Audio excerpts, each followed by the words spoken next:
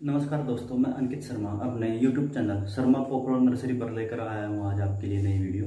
इसमें मैं आपको बताऊंगा MSP के बारे में। MSP होता क्या है, इसको बनाता कौन है, इसको लागू कौन करता है। आशा है आपको ये वीडियो पसंद आएगी। आप मेरे चैनल शर्मा पॉपुलर नर्सरी को लाइक, सब्सक्राइब एंड कमेंट जरूर करें। चलिए दोस्तों, हम चलते हैं अपने नए टॉपिक की तरफ, जो है MSP, मिनिमम सपोर्ट प्राइस, न्यूनतम समर्थन मूल्य। इसको हम बीमा कीमत भी बोलते हैं, हम इसको बीमा क्यों बोलते हैं वो मैं आपको बताता हूँ। बीमा हम क्यों कराते हैं, इंश्योरेंस हम क्यों कराते हैं, अपने रिस्क को कम करने के लिए। इसी प्रकार सरकार भी MSP किसानों को क्यों देती है, उनको रिस्क को कम करने के लिए, जो वे फसल उगाते हैं उनकी सुरक्षा के लिए। सरकार इसमें किसानों को आश्वासन देती है कि हम इस न्यूनतम मूल्य से आपकी फसल को नहीं नीचे गिरने देंगे। जैसे कि गेहूं का MSP है 1925 रुपये। 1925 रुपये इसका लास्ट मूल्य है, इससे इसकी कीमत नीचे नहीं जाएगी। अगर जाएगी तो इसमें सरकारी एजेंसियां इस रेट पे किसानों की फसल को खरीदेंगी। अर्थात दोस्तों, यह किसानों को अधिक उत्पादन की दशा में खाद्य सुरक्षा प्रदान करता है। MSP को CACP बनाता है। मैं थोड़ा सा आपको पहले CACP के बारे में बता दूं।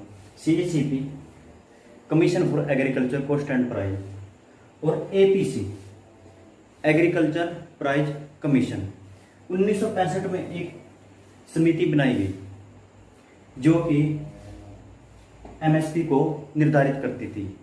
1985 में क्या हुआ, इसका नाम चेंज किया APC का, और CACP इसका नाम रखा गया, commission for agriculture cost and price. CACP MSP को साल में 2 बार रबी और खरीफ की फसल में लागू करती है। यह MSP को 26 फसलों में लागू करती है। चलिए दोस्तों, अब मैं आपको बताऊंगा MSP निकलता कैसे है, CACP MSP को निकालते कैसे, वो फॉर्मूला कौन सा है जिससे MSP आसानी से निकल जाता है। यह फार्मूला है A2 + FL + C2। A2 क्या होता है, नकदी खर्च प्लस श्रम खर्च।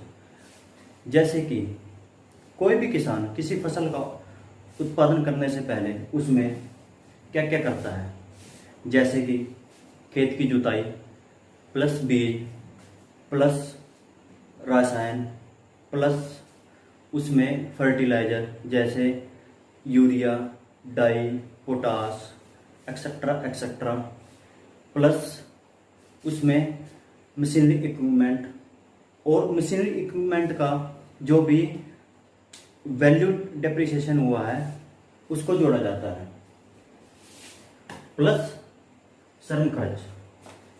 उसके बाद FL क्या होता है, किसान के परिवार का श्रम, प्लस C2 क्या है, C2 इसमें जो भूमि होती है वह किराए के रूप में ली जाती है। यानी कि वह, जैसे कि हम भूमि को लीज पे लेते हैं तो उसका किराया, और किराए के ऊपर जो भी ब्याज लगता होगा वो लिया जाता है। तो दोस्तों, इस प्रकार CACP MSP को निकालती है। दोस्तों, अब मैं आपको ये बताऊंगा इसको इम्प्लीमेंट कौन करता है, MSP को लागू कौन करता है।